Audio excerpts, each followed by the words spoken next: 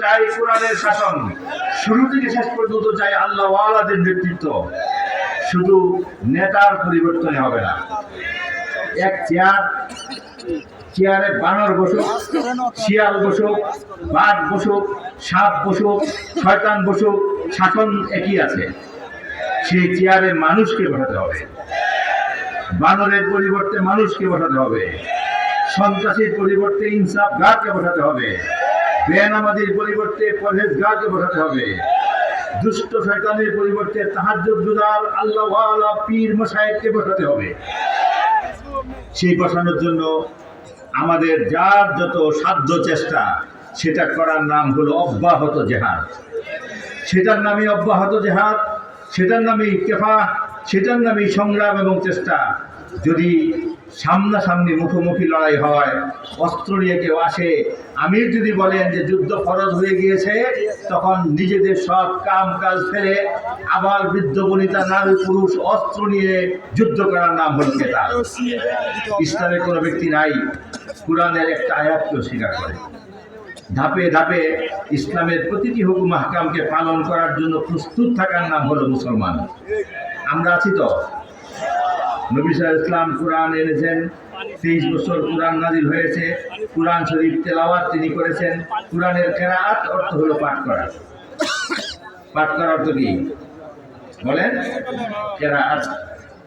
কুরআন শরীফ পাঠ করার নাম কি? কিরাআত। কিরাআতের মধ্যে রহমত, বরকত, সওয়াব আছে। এক হরফে 10 নেকি আছে। কয়টি? বুঝে পড়ুক না বুঝে পড়ুক। যারা বলে কোরআন শরীফ না বুঝে পড়লে সওয়াব হয় না, তাদের কথা ভুল। যে জন্য নবী করিম সাল্লাল্লাহু আলাইহি ওয়াসাল্লাম হাদিস শরীফে বলেছেন, কোরআন শরীফের একটি হরফ যে পড়ে তার জন্য 10টি নেকি। ওয়ালা আকুলু আন্না আলিফ লাম মিম হারফুন বাল আকুল আলিফুন হারফুন লামুন হারফুন মিমুন হারফুন আও কামা ক্বালা আলাইহিস সালাতু ওয়াস সালাম। নবী করিম সাল্লাল্লাহু আলাইহি ওয়াসাল্লাম বলেন, যে ব্যক্তি কোরআনের একটি হরফ পড়ে আল্লাহ সঙ্গে সঙ্গে 10টা নেকি দান করে। আমি বলতে চাই না, নবীজি বলেন, আমি বলতে চাই না যে আলিফ লাম মিম একটি হরফ, বরং আলিফুন হারফুন। আলিফ কি? একটা হরফ। লাম একটা হরফ। মিম একটা হরফ। আমি আপনাকে বলতে চাই যে আলিফ লাম মিমের অর্থ কি আল্লাহ কাউকে শিখেছে? নবী কি বলছেন যে এটা আমাকে আল্লাহ শিখেছে? আলিফ লাম মিম অর্থ আল্লাহু আ'লামু বিমুরাদিহি বিহি। দুনিয়ার সমস্ত তাফসীরের মধ্যে আপনি খুলে দেখেন, তাফসীরে ইবনে আব্বাস পৃথিবীর প্রথম তাফসীর, লেটেস্ট উত্তম তাফসীর, মুফতি শফি সাহেবের তাফসীর, তৌদিহুল কুরআন তাফসীর, মাওলানা তকি উসমানীর কুরআনের তরজমা বাংলা ভাষায় যত হয়েছে শামসুল হক ফরিদপুরি সাহেব থেকে আজ পর্যন্ত, বাংলা ভাষায় কাব্য ছন্দে পূর্ণ কুরআন অনুবাদ করেছেন আমার স্নেহের ছোট ভাই, আপন ভাই মুহিব খান। কোথাও আলিফ লাম মিমের অর্থ নেই। কি আছে? আলিফ লাম মিম এর অর্থ আল্লাহই ভালো জানেন। তাহলে এই অর্থ যদি জানা না থাকে, তাহলে নবীজি বললেন আলিফ পড়লে 10, লাম পড়লে 10, মিম পড়লে 10। এর দ্বারা কি বোঝা যায় না যে কোরআনের অর্থ না জেনে পড়লেও সব হবে?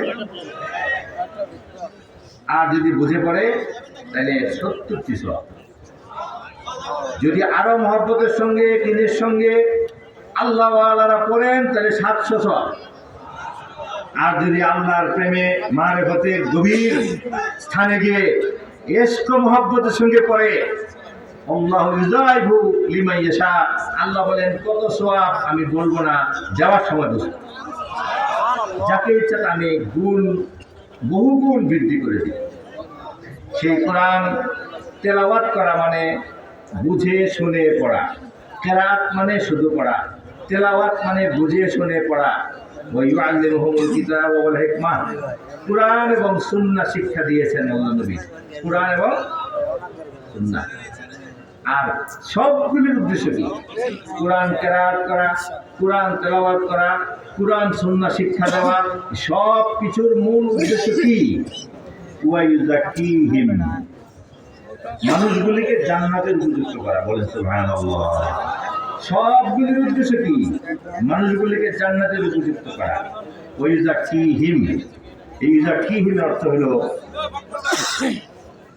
শুরুতে আমি একখানা আয়াত তেলাওয়াত করেছি, হে ঈমানদারগণ, তোমরা আল্লাহকে ভয় করো, তাকে যতটুকু ভয় করা উচিত তেমন ভয় করো। ওয়ালা তামুতুন্না ইল্লা ওয়া আনতুম মুসলিমুন, তোমরা পরিপূর্ণ মুসলমান না হয়ে কবরে এসো না। পরিপূর্ণ মুসলমান কি? এক কথায় জবাব দেওয়া মুশকিল, কি বলে? কিন্তু আল্লাহ নবী আমাদেরকে দয়া করে শিখিয়ে দিয়েছেন, আল মুসলিমু, পরিপূর্ণ মুসলমান ওই ব্যক্তি। আল মুসলিমু, পরিপূর্ণ মুসলমান ওই ব্যক্তি, মান সালিমাল মুসলিমুনা, আরেক হাদিসে আছে মান সালিমান নাস মিন লিসানিহি ওয়া ইয়াদিহি।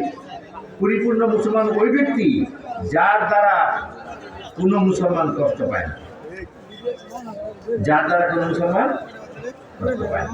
আপনার দ্বারা আপনার ভাই কষ্ট পায় কিনা চিন্তা করেন, আপনার বাবা কষ্ট পান বা পেয়েছেন কিনা চিন্তা করেন, আপনার মা কষ্ট পান কিনা পেয়েছেন কিনা চিন্তা করেন, আপনার প্রতিবেশী কষ্ট পায় কিনা, আপনার উস্তাদ কষ্ট পায় কিনা, আপনার অফিসার কষ্ট পায় কিনা, আপনার শ্রমিক কষ্ট পায় কিনা, আপনার মালিক কষ্ট পায় কিনা, আপনার বন্ধু বান্ধব কষ্ট পায় কিনা, আপনার সঙ্গে দুনিয়াতে যারা চলে, আপনি যাদের সঙ্গে চলেন তারা আপনার দ্বারা কষ্ট পায় কিনা, যতটুকু কষ্ট পায় ততটুকু কম মুসলমান আছে, যতটুকু কষ্ট পায় না ততটুকু পূর্ণ মুসলমান আছে। এই কষ্ট দেওয়া এবং কষ্ট না দেওয়া শিখানোর কাজের নাম হলো ওয়াইউযাক্কিহিম। আল্লাহ নবী সাহাবায়ে কেরামকে তাসকিয়া করেছেন। তাসকিয়া মানে পিরালির মাধ্যমে, শায়েখ হিসাবে, তাসাউফের মাধ্যমে, জিকিরের মাধ্যমে, তালিমের মাধ্যমে, হালকাবন্দি করার মাধ্যমে, তাদেরকে সুন্নত শেখানোর মাধ্যমে, ওয়াজ মাহফিলের মাধ্যমে, সংগঠনের মাধ্যমে, তাদেরকে ঘষে ঘষে অনুশীলন করে, এক্সারসাইজ করে, চর্চা করতে করতে, পরিমার্জন করতে করতে একজন মানুষের বাচ্চাকে সোনার মানুষে পরিণত করে।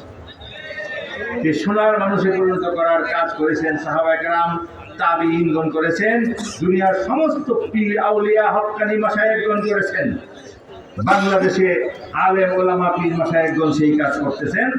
এর মধ্যে একটি ধারার নাম হলো চরমোনাইয়ের ধারা।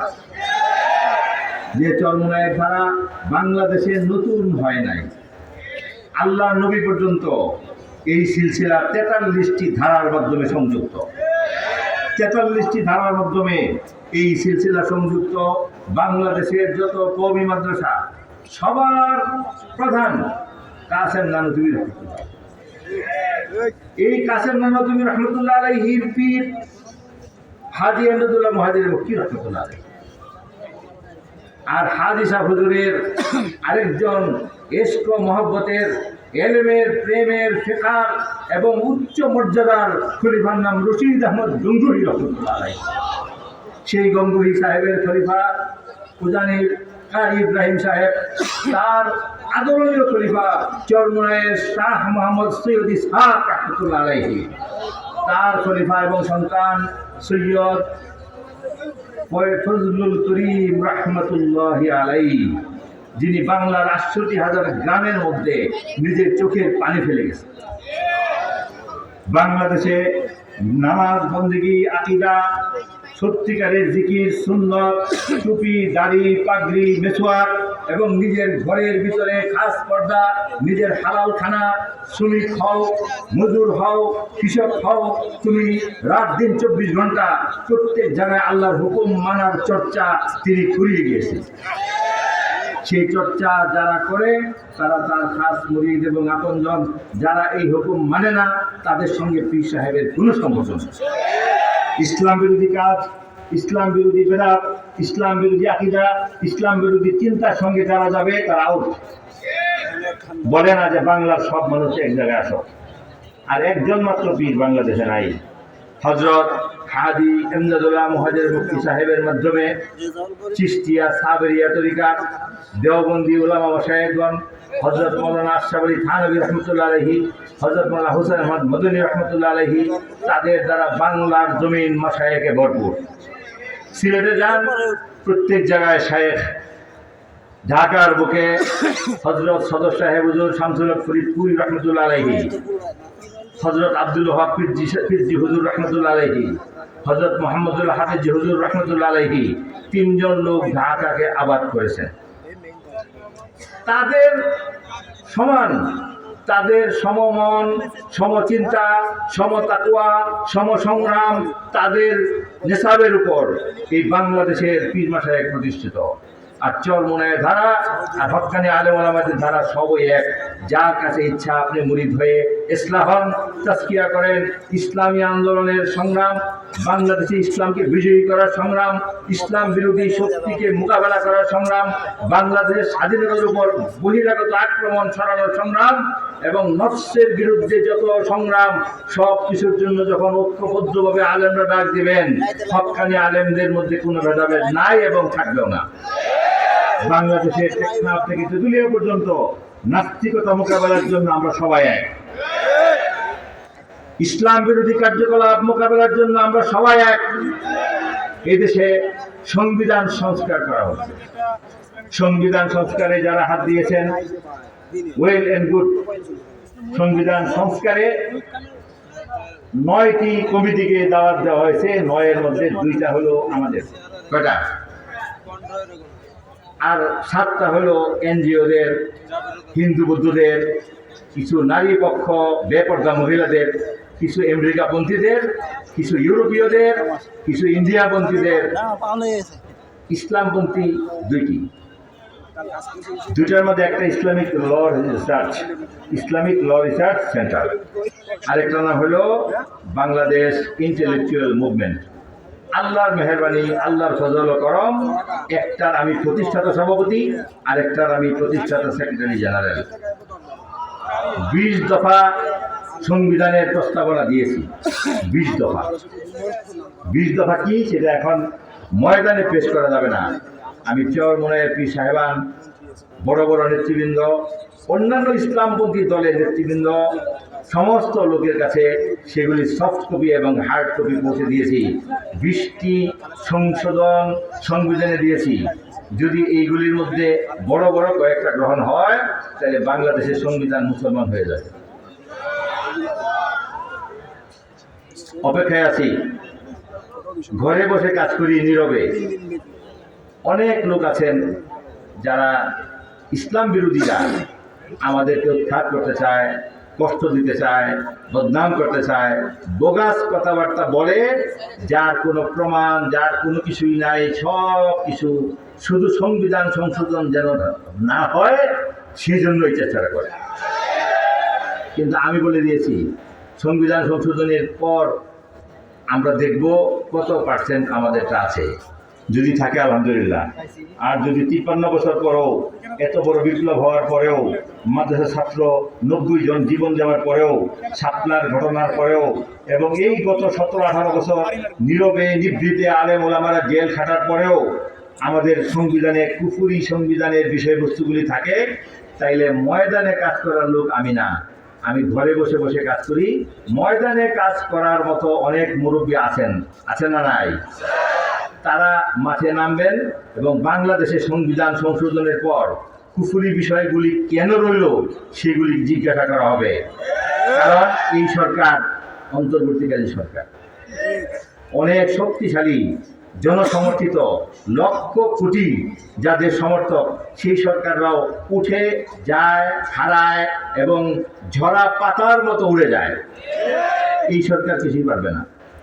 এই দেশের শক্তিশালী সরকার, স্থায়ী সরকার হলো তৌহিদি জনতা। তৌহিদি জনতা, যাদের কাছে সবার হিসাব কিতাব দিয়ে চলতে হবে। সংবিধানে কি হয়েছিল, কি পরিবর্তন করেছি, কি দিয়েছি, সেটা মাদ্রাসার মুহতামিমগণ, সংগঠনের সেক্রেটারি, সভাপতি, আমিরগণ, তাদের কাছে আমি দিয়েছি। আর এই মাসে নিয়ামত পত্রিকার মধ্যে ছাপা হয়েছে। মাসিক নিয়ামত একটা পত্রিকা আছে, যারা সংগ্রহ করতে পারেন করবেন, না হয় ফটো করে নেবেন। নিয়ামত পত্রিকা, সেটা সদর সাহেব হুজুর প্রতিষ্ঠিত এখন থেকে প্রায় 90 বছর আগে। বাংলাদেশের সবচেয়ে পুরনো বাংলা পত্রিকা, শামসুল হক ফরিদপুরি রহমতুল্লাহ আলাইহি প্রতিষ্ঠিত। সেই পত্রিকার এখন আমি উপদেষ্টা সম্পাদক। সেখানে সংবিধানের এই বিষয়টা দিয়েছি। আমরা চরমোনাইয়ের যত পাবলিশিং আছে, আমাদের ছাত্র সংগঠন আছে, মজলিসের যারা আছে, খেলাফত আন্দোলনের আছে, অন্য ছাত্র এবং যুব সংগঠন, তাদেরকে সেগুলি আমরা দেব। তারা বুঝো, মেধাবীরা ছাত্ররা পড়লেই হয়, আমাদের পড়তে হয় না। কি বলেন? আমরা আছি, পিসাব যখন ডাক দিবেন তখন বাংলাদেশ ভরে ফেলবো। কি বলেন? সেগুলো কি আছেন? আমি ক্লান্ত, মানে বেশি কথা বলতে পারি না, একটু বলেই ফেললাম। মানে একটু এখন যিনি আলোচনা করবেন ওনাকে দয়া করে তশরিফ আনানোর জন্য আমি বলি, ওনার আগমন পর্যন্ত আমি একটু কষ্ট করে চালাই। কি বলেন? সংবিধানে, আমাদের সংবিধান যারা করছেন তাদের মাথার মধ্যে একটু ত্রুটি ছিল।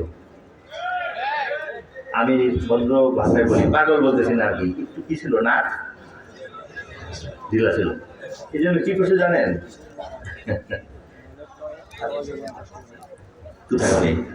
সম্মানিত মুসলিম কেরাম, আচ্ছা, আমি পরবর্তীতে আমাদের এখানে বিশিষ্ট মেহমান আসবেন, আমার বড় ভাই শ্রদ্ধেয়, যিনি বর্তমান গভর্নমেন্টের একজন অ্যাডভাইজার, উপদেষ্টা, ডক্টর মৌলানা আফম খালিদ হুসাইন। তিনি চাটাকে এখানে আসবেন। তিনি আমাদের ইসলামী আন্দোলন চরমোনাই পীর সাহেবের সংগঠনের উপদেষ্টা। আর আমাকেও পীর সাহেব হুজুররা আদর করে উপদেষ্টা রেখেছেন। আমি একটু দুর্বল উপদেষ্টা। এই জন্য যারা বাইরে দাঁড়িয়ে আছে একটু ভিতরে বসে গেলে ভালো আছেন। সম্মানার্থে আমরা সবাই ভিতরে চলে আসি। ভাই ভাই সবাই বসে যাই, আসেন সবাই ভিতরে চলে আসেন। কেউ দাঁড়িয়ে না থাকলে ভালো হয়। ভাই সবাই ভিতরে ঢুকে যাই, যেহেতু এখন আমাদের একজন মহান ব্যক্তিত্ব, ওনার সম্মানার্থে আমরা সবাই ভিতরে চলে আসবো। কেউ বাইরে থাকবে না এবং দাঁড়িয়ে থাকবে না, সবাই বসে চলো।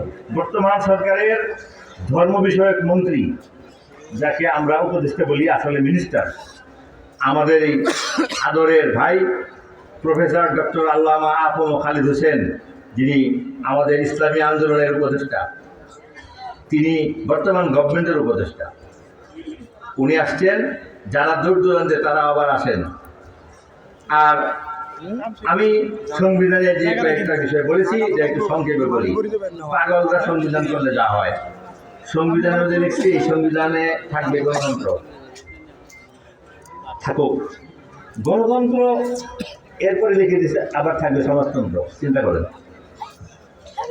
এই সংবিধানে থাকবে গণতন্ত্র আবার সমাজতন্ত্র, যা হইতে পারে না। সমাজতন্ত্র অর্থ যেখানে গণতন্ত্র নাই, বুঝলেন তো? আবার লিখেছে